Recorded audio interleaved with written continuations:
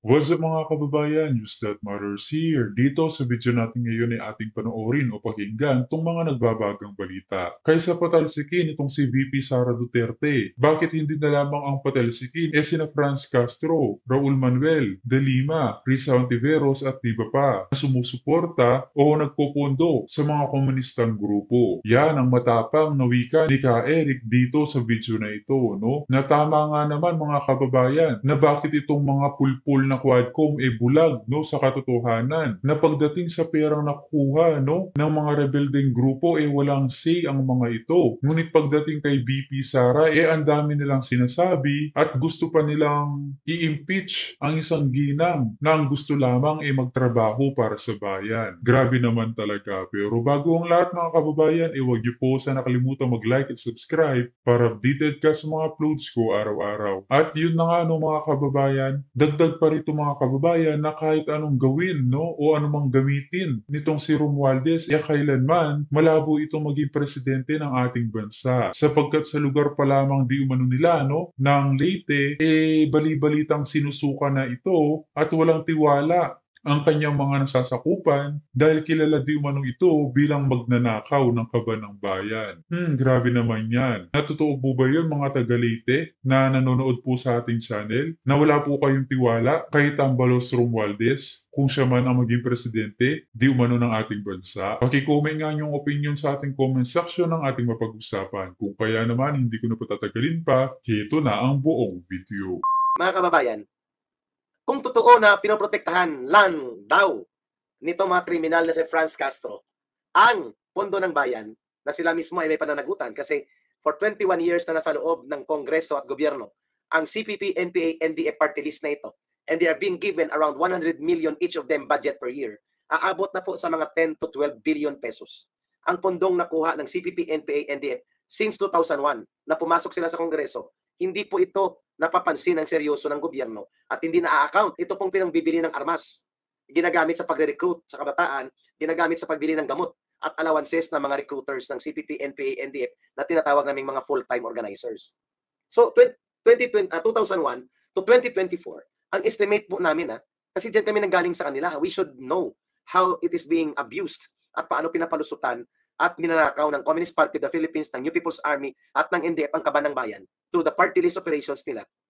Hindi na bababa sa 10 to 12 billion pesos ang nakubra nila at nasakmal na pundo ng bayan, subalit pinapalagpas lang ito. Kung mayroong dapat imbestigahan at kung mayroong dapat managot at ikulong at habulin at latiguhin ng batas, including terrorism financing law, ito sila Franz Castro, Raul Manuel at Arlene Brosas at ang kanilang party list ay dapat outrightly i-reject ng COMELEC yan at dapat tanggalin yan sa Kongreso sila.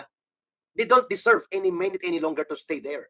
They are the perpetrators, benefactors, financiers, and protectors of the communist terrorism, armed violence, bloody operations, pumapatay ng ambush, nanununog, at ilang libong pulis ang pinatay at sundalo nitong grupo ng CPP, NPA, NDF, kung saan itong tatlong mga party list nila at lahat ng mga nakaupo noon at uupo pa kung sakaling palusutin pa natin yan, puro yan mga kadre na dinesignate at tinalaga ng Communist Party of the Philippines para mag-infiltrate sa loob ng gobyerno, kumubra ng pondo, manabutahi sa programa ng gobyerno, magpropaganda at mag-agitate at magkaroon ng access para makakuha ng mga impormasyon against the state and the government in favor of the Communist Party of the Philippines, the New People's Army, and the NDF. Why are we allowing them to do that? At ngayon, mas lalong namayagpag ang ganyang kabulastugan at katarantaduang sistema sa ilalim ng Marcos Romualdez na paghahari sa ating gobyerno. Diba, mga kababayan? Yan po ang dapat nating makita. Kaya tama ang binabanggit ni Congressman Dante Marcoleta na nararapat lamang na pansinin na mayroong mga 400 agencies na hindi naman binubusisi nitong Tuwadcom nila Martin Tambaloslos at ng grupo nila sa Kongreso. Pero ang kay Sara Duterte lang ang nakikita nila sapagkat hindi naman totoo na interesado sila doon sa transparency and safety or safeguarding the public funds na patungkol sa confidential fund. Kasi ang purpose nila talaga, ipintura ang pagmumukha ni Sara Duterte at ng mga Duterte na sila'y mga kurakot at hindi mapagkakatiwalaan na uri ng mga leader sapagkat bahagi ito ng napakalaki at long-range plan ni Martin Romualdez at nila Marcos na manatili sa poder. At ang balakid sa kanila, the political obstacle to their evil ambition to perpetrate themselves in power beyond 2028 ay ang mga Duterte. And among the Duterte, the most single dominant obstacle force na hindi mananalo si Romualdez at posibleng ito ang ikinatatakot ni Marcos na pwedeng pumalit sa kanya sakaling bumagsak ang pagtitiwala ng mamamayan ng lubos-lubusan at sila po ay panawagan na mag-resign, si Sara Duterte ang papalit sapagkat nakalagay yan sa konstitusyon. She is the designated political and government leader that should assume the presidency should the president in power right now, who is Marcos, will not be able to perform and discharge his duties and functions by any reason na nakasaad sa konstitusyon. Kaya nila ito ginagawa. Pangatlong punto ni Marcoleta. Agree ba kayo dun sa wika ni Ka Eric, mga kababayan, na dapat talaga mawala na sa Kongreso itong sina Franz Castro, Raul Manuel at iba pa na mga convicted at nagpupundo pa sa mga komunistang grupo, no? Dahil kung akong tatanungin, halata naman, no, mga kababayan, na isa itong panggigipit o political persecution, no? At hindi para sa aid of legislation. Dahil kung gusto talaga nila na magkaroon ng maayos na batas pagdating sa confidential funds, bakit hindi nga naman nila suriin ang mahigit 400 ahensya na may budget din para sa confidential funds? Ang COA or Commission on Audit ang siyang binibigyan ng otoridad ng saligang batas na mag-audit, mag-review, mag-evaluate at magkaroon ng pagsubaybay kung tama o hindi ang paggastos ng mga pondo ng pampubliko ng mga resources, public funds. Hindi po yan trabaho ng Kongreso. Hindi rin po yan trabaho ng Presidente. Kaya mayroon tayong tinatawag na designated na mga constitutional bodies na ang nagtalaga ng kanilang kapangyarihan at ng kanilang functions sa ating state machinery, sa mga among the bureaucracy ng ating gobyerno ay ang konstitusyon. Mga constitutional bodies, meaning hindi sila under sa Office of the President or any branch of the government. Like Commission on Audit, constitutional body yan. Ombudsman, constitutional creation yan. At pati na po ang COMELEC or Commission on Elections, saka yung Civil Service Commission. Yan po sila mga constitutional body yan. Ang Commission on Human Rights, somehow, may ganong antas na hindi siya pwedeng pakialaman o sakupin ng kapangyarihan ng presidente o anumang branch of government. So, they are considered constitutional bodies para magampanan nila ng tama with integrity and without pressure ang kanilang tungkulin bilang oversight and review at protector ng mga ginagawa ng gobyerno pertaining to funds, pertaining to electoral integrity, pertaining to abuse or use of power. Kaya mayroong mga bodies like Ombudsman, Civil Service Commission, mayroon tayong tinatawag na Commission on Audit. Klaro tayo mga kababayan. Pangalawa, or pang-apat na dadagdag ko dito. Ang impeachment na sinasabi nitong mga operatiba at mga infiltrators ng CPP, NPA, NDF. Ayun si Manolo Froto. Magandang hapon, watching here from Madrid, Spain. Thank you, sir. Ang instrumento po ng impeachment ay ginagamit po yan para tanggalin sa isang posisyon ang mga impeachable officials. Ang impeachable officials sa Pilipinas that can only be removed by way of impeachment kung hindi sila mag-resign sakaling makagawa po sila ng mga paglabag sa batas at mga abuso sa kapangyarihan at pondo. Ang unang impeachable official dyan, ang presidente. Yan ang nangyari kay Erap Estrada, di ba? Pinailan siya ng impeachment complaint. Hindi lang natapos kasi nga nag-alsa ng mga tao sa People Power 2 noong January 2001. Ang pangalawa sa impeachable official, Vice President. And then mga justices ng Supreme Court. From the Chief Justice down the line. Yan ang nangyari po kay Corona na ginawa ni Noynoy Aquino nung siyang presidente. Ombudsman, impeachable official din yan ng kay Mercedes Gutierrez. Yun, ang mga constitutional bodies, COMELEC, Civil Service Commission. Ang mga komunista na nandyan sa loob ng gobyerno at kongreso, particular, hindi yan naniniwala sa impeachment at konstitusyon. Pero kailangan nilang gamitin yan as part ng kanilang weapons of bureaucracy infiltration in order to foment, magpakalat, magpasabog ng kaguluhan sa loob ng ating mga opisyal ng gobyerno. Yan nga ang ginagawa nila, Ka Eric, malinaw na pinag-uuntugan nila ang dalawang lider, no, ng ating bansa upang kapag mahina na ang ating gobyerno, lalo na't ang isa bangag pa, madali para sa kanila na manghimasok, pasukin, no, durugin ang konstitusyon at gobyerno na mayroon tayo. At doon na nga magsisimula na i-penetrate, no, sakupin ang buong bansa ng mga rebeldeng grupo. Gobyerno. In which exactly, yun ang kanilang design, yung menu, yung playbook nila, na gamitin ang mga instrumentalidad na ito dahil mayroon silang tactical opportunistic alliance right now sa paksyon ng mga Romualdez, lalo na si Speaker Martin Romualdez, nagagamit nila ito para magkaroon sila ng basis to utilize yung mga political instruments and legal instruments para magpakalat ng kaguluhan sa ating gobyerno. At ang tinarget nila of all the officials in the government, klaro ang target nila. Itong tinatawag na narrowing the target on the part of the communist operations for attacking the bureaucracy from within or from the inside. Tinarget nila ang pinakamasugid at pinakamatapang na lumalaban sa kanila. At sino yon? Si Sara Duterte. Na sa kasalukuyan ay ipinagpapatuloy niya ang kanyang paninindigan na dapat lubusan ng tapusin ang communist terrorism ng CPP, NPA, NDF sa ating bansa. Kaya siya tinarget. That's the long and short of this. Yan po ang punot dulo niyan, mga kababayan. Ayos? So, yan tama pong binabanggit ni Congressman Dante Marcoleta na ito po hindi impeachment complaint, kundi isang demolition job. Isa pong premeditated, highly orchestrated na paggamit ng instrumento ng gobyerno at ang nakikinabang ang mga komunistang terorista at mga oportunistang politiko, Ontiveros, De Lima, at kagrupo nila at pati na ang CPP, NPA, NDF. Tama. Yun, John Hernandez, Boss Eric, laban lang. Eh di magdemanda na para magkaalaman. At kailangan. Pero, ayaw ko ba, natatawa na lang ako. Right. Eh bakit kaya hindi matatawa? May impeachment, may demand. Hindi na nga nila malaman kung anong gagawin nila. Pinagkaisahan nila, pero natataranta pa rin sila. Yun nga, Attorney Sal, ang dami na ginawang paraan to malign the Vice President and the Dutertes, to destroy their character, but then, nanatili pa rin ang tiwala, no? At ang lakas ng kumpiyansa ng taong bayan sa mga Dutertes.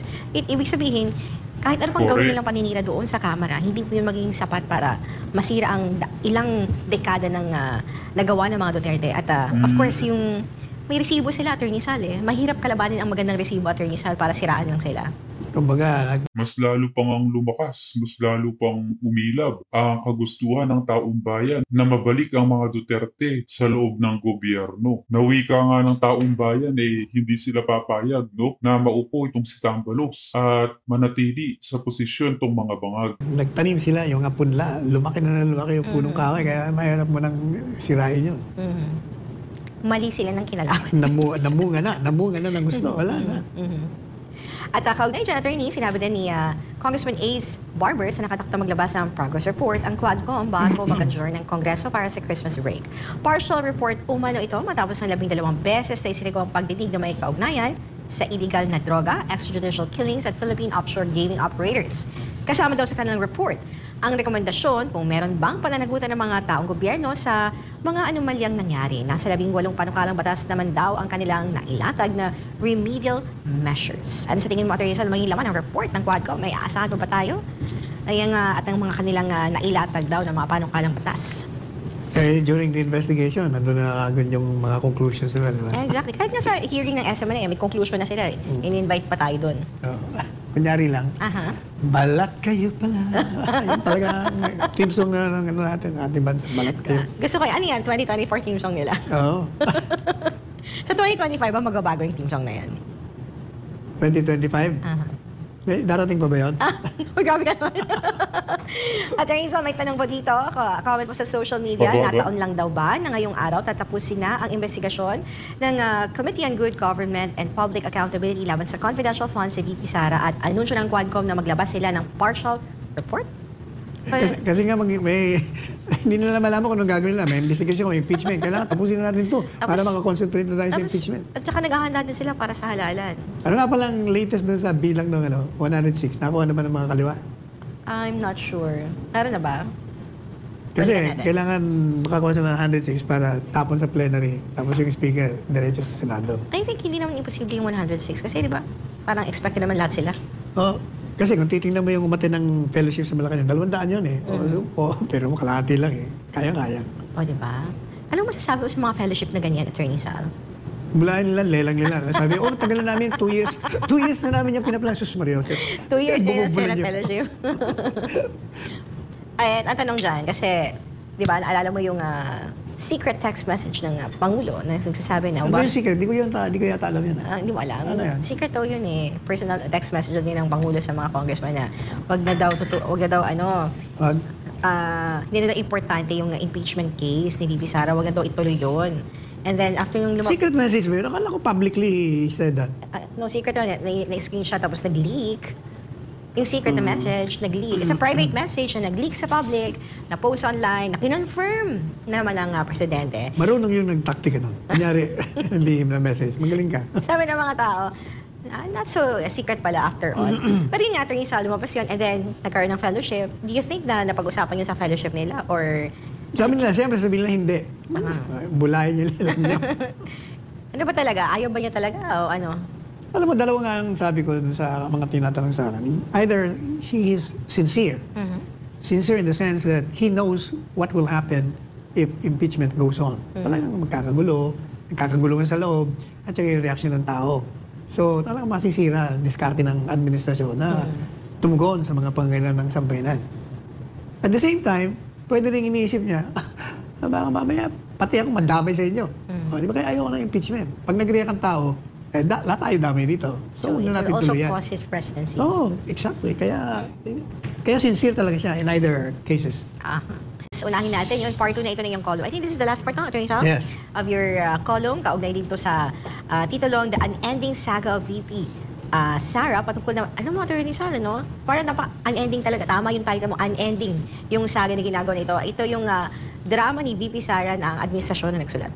Yung saga kasi means a complicated, dramatic story or series of events. Nung pinadala ko sa kanya, alam mo sagot niya, thank you.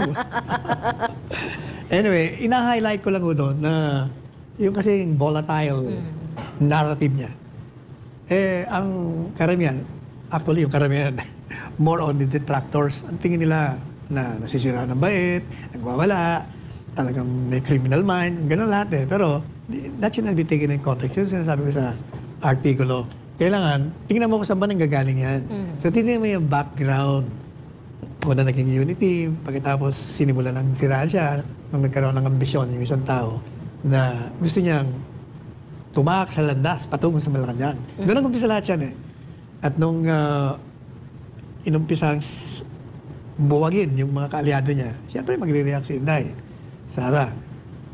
Tapos, nung nag-react siya, naku, talagang tinugis na siya. Nag-confidential funds, tapos si PRD, dinamay pa si Pastor, Kibuloy, pinasasarado pa ang SMNI. Lahat yan, tinamaan eh. After that, sunod-sunod na yung congressional investigation. Talagang binabanatan siya.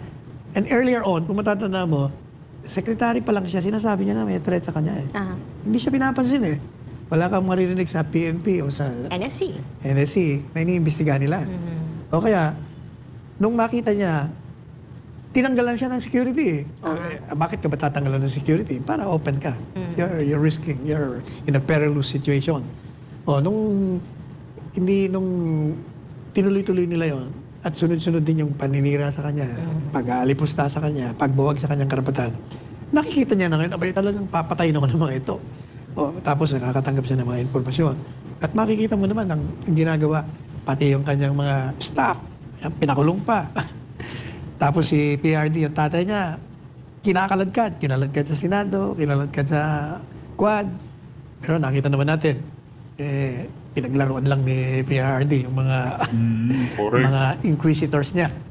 Madalit sabi, nung inilabas niya, ang sukdulan kasi nung pinakulong mo yung chief of staff niya na wala namang napakabait ng ali. Pagkatapos tinatransfer pa, talagang pumutok na siya doon. Kumbaga, because of her, yung kanyang mga tao ang nagiging collateral damage. So inilabas niya na yung matawag niya ng kinikim-kim. But, hindi naman totoo na nagbabanta siya. Kasi nga, from the very beginning, sinasabi natin, mangyayari lang yung banta kung patay na siya. So, anong krimen doon? Even assuming may krimen, sino ididemanda mo? Madalit sabi, yun it was a dramatic narrative to call attention to what is happening to her and the threat against her life. And also, in the event that that occurs, kailangan alam ng taong bayan kung sino ipoprosecute nila pag siya pinatay dito. Yan ang ibig sabihin noon. Kaya sinabi ko, talagang walang katapusan eh. Saan natapos ito? Saan? Ini-impeach pa, di ba? In September of this year, I wrote an article about it. Sabi ko, the looming impeachment. Matagal ko na sinasabi, nangyari na. Sinasabi ko na naman, tuloy-tuloy yan. Tinutuluyan na nga nila. Sinabi ko, papailan pa ng kaso kriminal yan. Ayan na. Nantong yan. Impeach siya at convicted pa. Kukulong nila yan eh. Mabuting-mabuti si Presidente Marcos Jr. Nagpasabi na, huwag na kayong mag-impeach. Walang kabuluhan yan. Masisira lang yung madidistract lang yung attention sa paggawa niya ng mga batas. At the same time, election pa. Walang, kumbaga, it will not benefit any Filipino. O tama siya doon. Kaya nga, sinamahan natin siya doon sa kanya. Napapurihan natin dyan. Ito mo, INC, sumama na. At maraming sumasama dyan. Ang nagiging problema lang, yung mga puwersa sa loob niya, mukhang hindi mapigilan. So, either that, or pwede rin naman balat kayo pala. Pwede rin naman para malayo siya sa, sa hinala. Pero, regardless, yung sinasabi niya ay sensible. That is why kadaling kagatin. Madaling tanggapin na talagang mali ang ginagawa niyong impeachment. Kung meron kayong kaso, i-demanda niyo. Di ba? Matagal na natin file the cases and let the courts decide.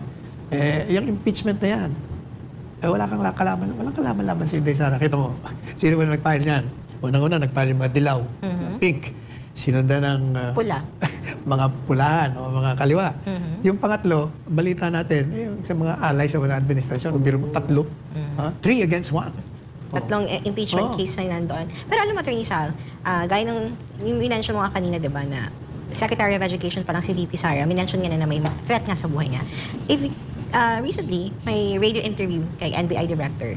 Sabi niya, tinanong siya ni Ted Filon kung may nagreklamo ba para mag-conduct siya, maglabas siya ng subpoena kay VP and the reporters and the vloggers na kasama doon. Sabi niya, wala naman daw, pero nasa mandato daw nila.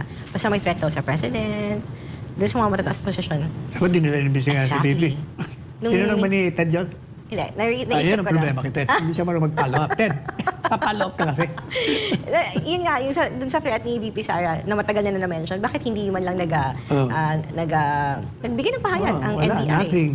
Yes. Nada. So, ibig sabihin, selective lang ba ang NBI Attorney Sal when it comes dun sa threat na natanggap ng mga matataas na opisyal ng pamahalaan or because hindi na allies ang President and Vice President? Aba, kung si Distorion, yung dating NBI chief, imbestiga ka agad yun. Kaya wala na sa NBI. And yung threat nga, Attorney Sal, tinatanong nga, Attorney Sal, may netizen nagtanong. Sabi niya, ito bang pahayag lang ni VP Sara, considered ba yun na threat or is it an impossible crime para isipin na may threat nga na binibigay ang VP Sara sa sinabi niya na kapag siya ay namatay, meron na daw siyang kinausap na papatay doon kay President Marcos, FL, and House Speaker. Tapos sinasabi nila, nag-meron siya ng assassin. May kinausap lang. For all you know, yung kinausap niya, kaibigan lang. Sabi niya, kaya tinatanong ako doon sa yung isang interview ko pero yung kinausap niya, yung assassin. Ba't naman assassin? Kung yung kinausap niya ibinigay sa iba o hindi siya assassin, ang problema, palaging negative kayo Tingnan niyo yung konteksto, yan ang palagi natin sa konteksto. Kayo, mga contexters. At tatapusin na po ng House Committee on Good Government and Public Accountability ang investigasyon nila patungkol sa paggastos ng OVP sa confidential funds ngayong Lunes. Ano kaya yung magiging susunod na hakbang ng Committee Attorney Sal? Ano kaya yung magiging recommendation yung inaabangan ng taong bayan Kasi sa hinaba-haba ng mga hearing at ilang beses na ito ginawa, pagpapahiya mula kay VP Sara at to the staff ng personnel ng Office of the Vice President, ano ba mga asahan natin sa recommendation, Attorney Sal? Of course, against pa rin sa kay VP Sara. Gusto mo sabihin, hindi mo pa alam. Siyempre, gusto ko manggaling sa'yo. Sa haba-haba ba ng prosesyon, saan matutuloy yan? Kundi sa simbahan ng dimandahan.